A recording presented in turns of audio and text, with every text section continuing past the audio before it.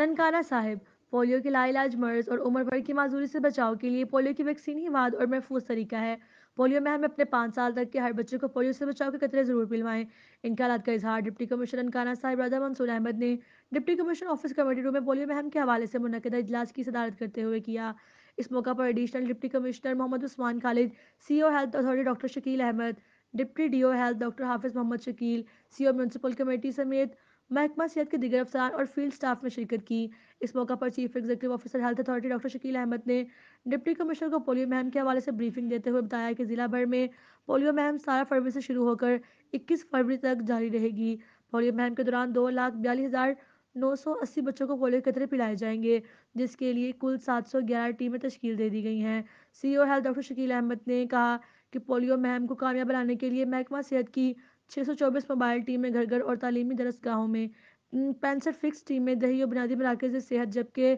22 transit टीमें railway station, लारी अड्डों, अहम चौकों, चौराहों, बस स्टॉप्स और बाज़ारों में कुल 711 टीमें बच्चों को कतरे पिलाने को भी फिजा अंजाम देंगी।